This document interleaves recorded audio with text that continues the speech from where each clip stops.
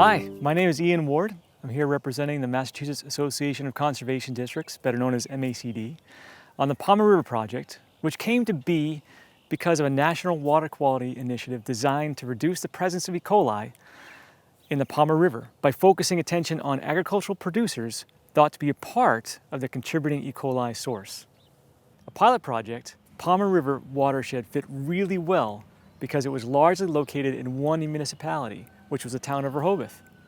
After more than 15 years of study, the Department of Environmental Protection identified several specific streams and river locations that had particularly high E. coli counts.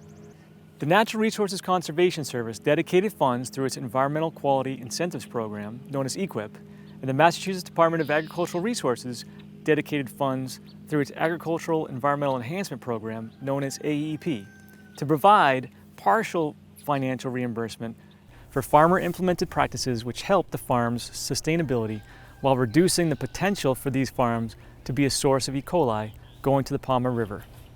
My dad, Richard, started the Palmer River initiative with a few other members of the AgCom committee. They were, was my dad, Richard Prey, there's Walt Monroe, Al Bouchard, and Bob Peasley. The Palmer River initiative started, I had Jeff LaFleur as a student at school, and he approached me and wanted to know if we would be interested in working on this Palmer River project. And he explained how, we wanted to take a proactive approach to a problem. There was a problem in the Palmer River, and people were pointing fingers at, well, it's the farmers, and then somebody else is pointing fingers at it's somebody else, and we just wanted to take a proactive approach and do whatever we could. I just want to thank everybody for coming. I figure that this is very important that we all cooperate in getting this situation straightened out concerning contaminating the Palmer River, and all eyes are on us, and it would be very good if we do it ourselves and not told to do it. So at the heart of this initiative's success was the Rehoboth Agricultural Commission, which took an active leadership role in outreach through informational meetings and personal farmer introductions. One of the things that we learned was that for the most part, attendees at the informational meetings were non-commercial farmers and not the larger commercial farmers who really needed to be the folks that we worked with. The personal introductions facilitated by the Agricultural Commission, however, combined with leveraging existing relationships that were already had by the Massachusetts Department of Agricultural Resources Food Safety Program, led to one-on-one conversations that focused primarily on the business challenges faced by the farmers. And then only after rapport was established was there an opportunity to talk to and identify the conservation practice that, once implemented, would help solve a business need. Starting small, such as installing fence along a stream or converting a sloped row crop area adjacent to a stream to a permanent hayland, and reimbursing these practices by dedicated Department of Environmental Protection 319 funds, starting small, going large, established credibility in the program, and the warm referrals to other farmers increased, especially through coffee shop talk. Setting reasonable expectations and working with the Natural Resources Conservation Service planners to develop achievable short-term results through progressive planning, larger and larger conservation projects began to be implemented. So Nate, what are some conservation practices that people like to install that would meet the NRCS criteria? A lot of our practices have to do with nutrient management and manure management when it comes to benefiting water quality. Also, we have a various suite of conservation practices that are targeted towards soil health. But some practices in particular that NRCS implements to address water quality in the Palmer would be waste storage and management facilities, stream buffers, and excluding livestock from sensitive areas.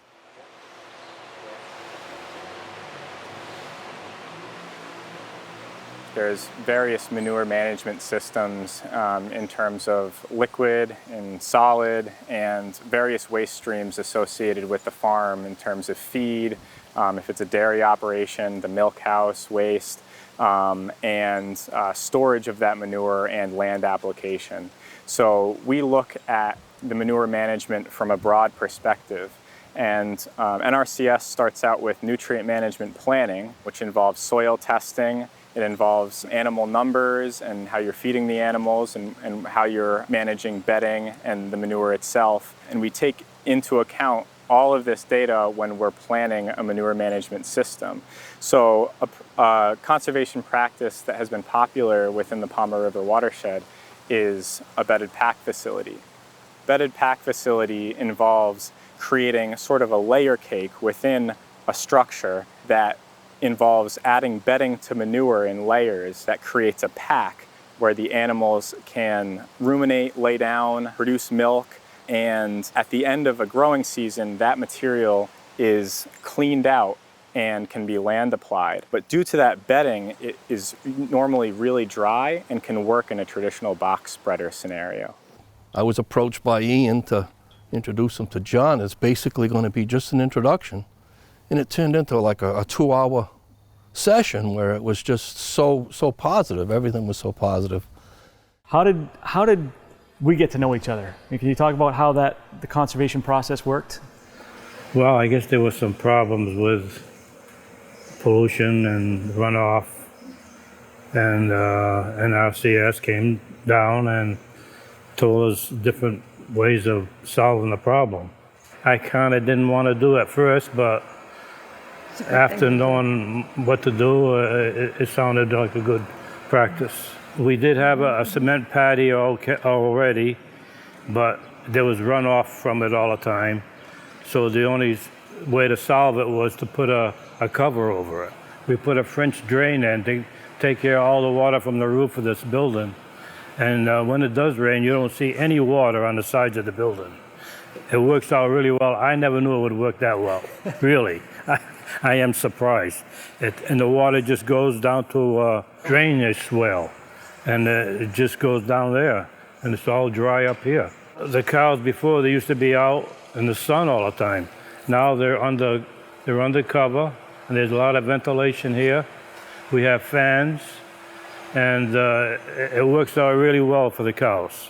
We don't have the fly problem like we had.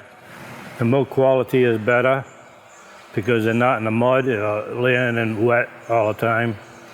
And of course we contain all the manure in here, so it's a good thing.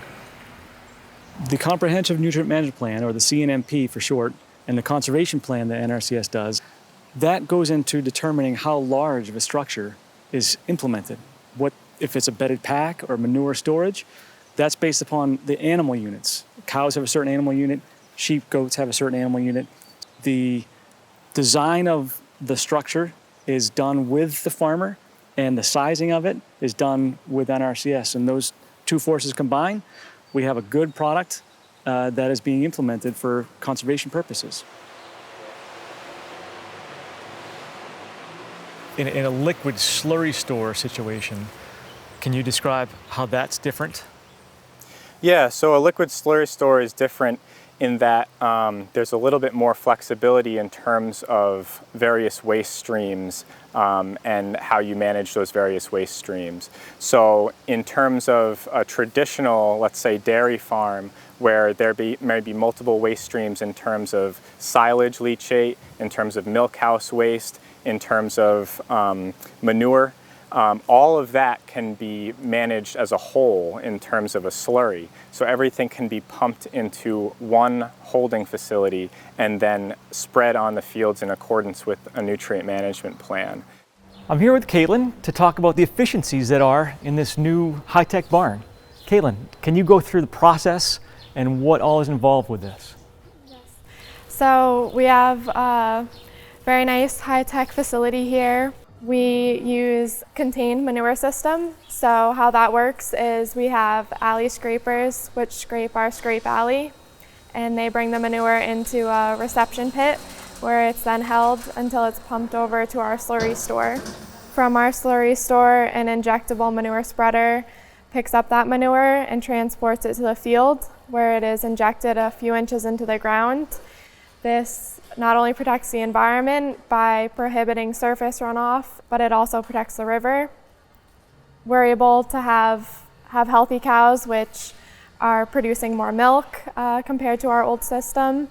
We have lowered our somatic cell count by almost 75%. It's truly changed the way we do things and really increased production and efficiency. NRCS and MDAR were involved with the engineering and the design work involved in creating the reception pit, the pump, the slurry store, as well as the injectable manure spreader. Our next goal is to build a bedded pack facility to house our heifers in, and we would truly enjoy to work with NRCS and MDAR on this upcoming project. Big improvement than where I was, in the old barn and the way things were working out. This is big improvement, even in the quality of the animals, the condition they're in, and the way everything looks. I really like to stay here the rest of my life, and to stay here on this farm and keep up with the bills that are coming in. I have to make changes, trying to keep moving forward and try to hang in there, and hopefully we'll finish the race. That's what I want to do, finish the race. I don't want to win, I just want to finish the race. Yeah. One of the practices that can be implemented, any farmer can do with very little money, is leave a grassed buffer strip between their tillage area and a waterway or a wetland. Leaving that area doesn't reduce the amount of farmland available. It just allows you, because it's still in an agricultural use, but it allows you to have an area where water, instead of channeling and creating runoff, can disperse, increase surface flow, which decreases the velocity of the water going into that wetland. When a raindrop falls on a field and is shed off of that field, it can pick up various things along the way. It can pick up nutrients and pathogens, and it can also pick up sediment. Stream buffer on the edge of a field that buffers that field from that stream can function as a filter in terms of slowing the water down so sediment falls out of the water before it enters that water body, because oftentimes nutrients like phosphorus are bound to those soil particles. And when you filter that soil out, you also filter out the nutrients.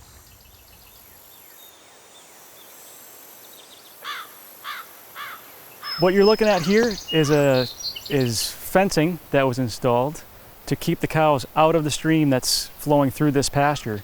Well, before we started to do anything here, the cows had free roam to both sides of the stream, and as cows would, they want to go and drink the fresh water and cool down in it. That's how it was done for a long, long time, but today that's frowned upon because you want to try to keep the clean water clean.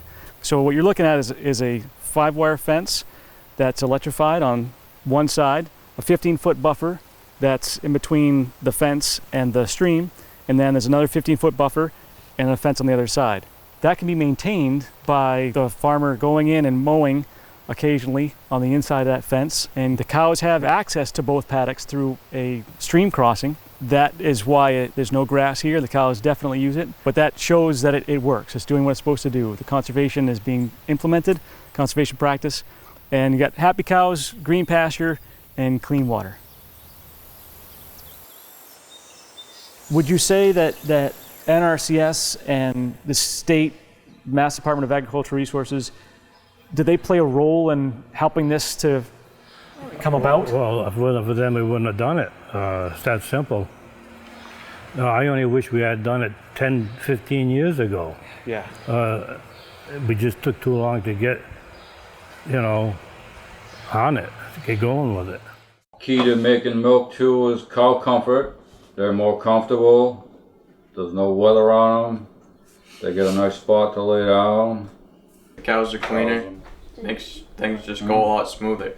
Being a part of the Agricultural Commission and the Palmer River Initiative was definitely,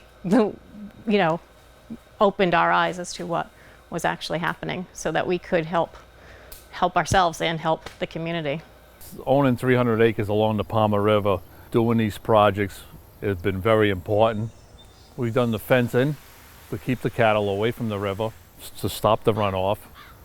The tank is another, I think, a big help with the runoff on the land. Injecting it with the spreader is definitely 100%. I think it'll work out really good. And I feel that I've helping out a lot with the environment and the community and everybody else. And I think that we've struck up relationships with NRCS and DEM and DEP and all these different organizations, and I think it's strengthened the agricultural community. They see these different programs in a different light now. Years ago it was like they didn't want anybody on their properties, and now it's, the doors are open, come on in. The challenge for any project such as this is obtaining buy-in from the farmers who can make the largest difference.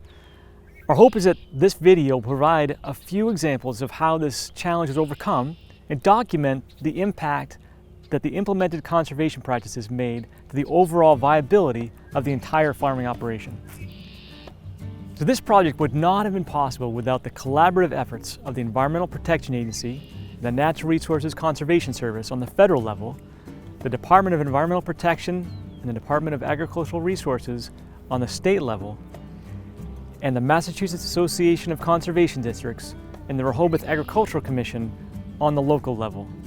A particular thank you goes out to all of the farmers who participated and entrusted us to deliver this service.